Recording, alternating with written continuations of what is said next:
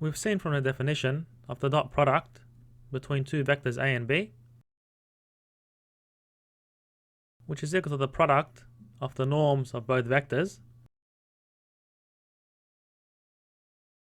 by the cosine of the angle between them. So therefore, when the angle between the vectors is pi on 2, then the dot product evaluates to 0. So in other words, two vectors are orthogonal if and only if their dot product is 0. And if we have a set of vectors, so for example a, b and c, then this is called an orthogonal set of vectors if all pairs of distinct vectors in the set are orthogonal. So in other words, a dot b must be 0. So we need to check all pairs. So a dot c must also be equal to 0. And b dot c must also be equal to 0 for this to be an orthogonal set.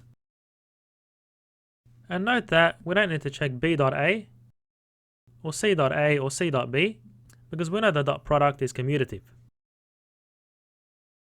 And if this was a set of unit vectors, so for example I, j and k, being the direction vectors of the coordinate axes in 3 space, then if all pairs of vectors are orthogonal, which is the case, then this is called an orthonormal set. So you can verify this by writing out the components of the unit vectors. So for example, I is 1, 0, 0, j hat is 0, 1, 0, and k hat is 0, 0, 1. So taking the dot product in component form, you'll see that I dot j is 0, I dot k is also 0, and j dot k is also 0.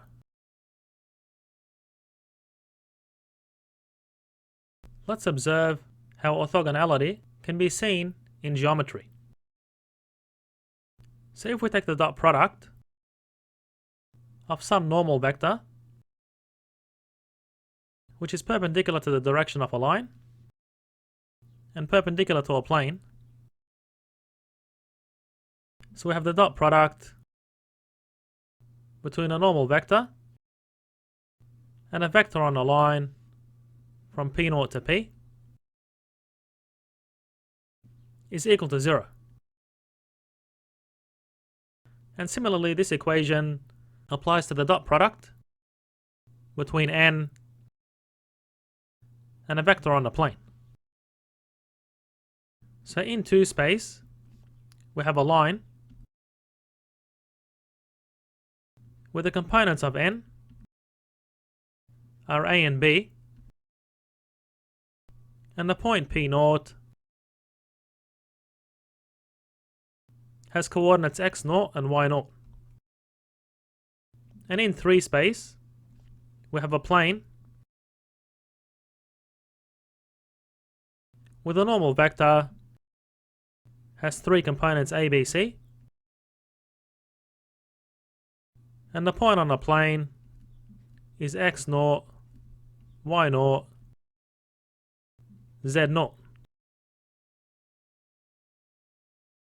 So effectively, we can write point normal equations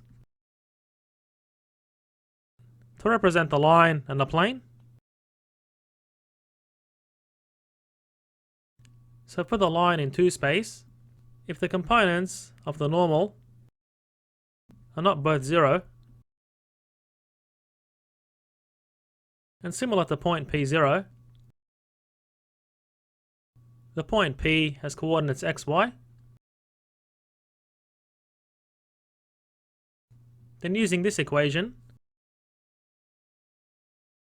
the dot product of n with the vector from p0 to p is a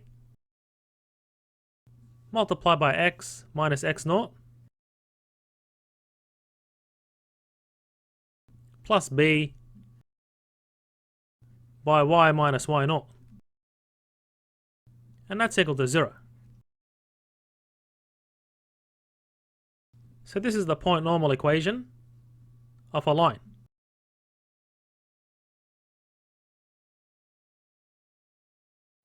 And similarly, we can have a point normal equation for a plane by using this same equation. So we have a by the x coordinate of point P minus that of point P0 on the plane, plus a second normal component by y minus y0, and then plus the third component of the normal vector by z minus z0. And that's equal to 0. So therefore, we can write this equation of a line as ax plus by and then plus minus ax0 minus by0 is equal to 0. So if we designate this expression as c, then we can write the equation of the line as ax plus by plus c is 0. And similarly for the plane, if we designate d as minus ax0 minus by0 minus cz0, then we can write the equation of the plane as ax plus by plus cz plus d is equal to 0. So for a line through the origin, c is equal to 0. And for a plane through the origin, d is equal to 0.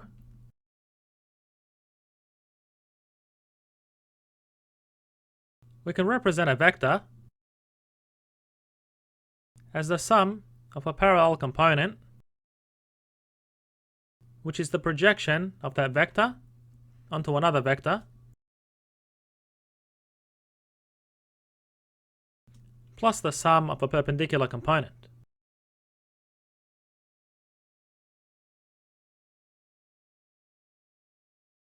And we can visualize this sum using the parallelogram rule. So using trigonometry, we can write the parallel component as the norm of a by the cosine of the angle between a and b. And this component points in the direction of b. So we take the normal vector of b to specify the direction.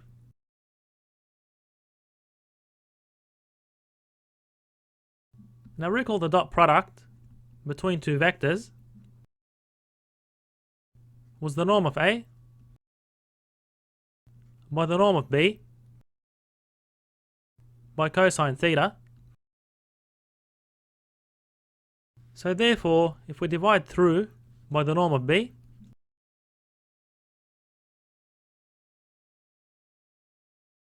then we can rewrite this as a dot b on the norm of b. And this unit vector can be written as the vector b normalized by its magnitude. So therefore, we have a dot b on the squared magnitude of b multiplied by the vector b.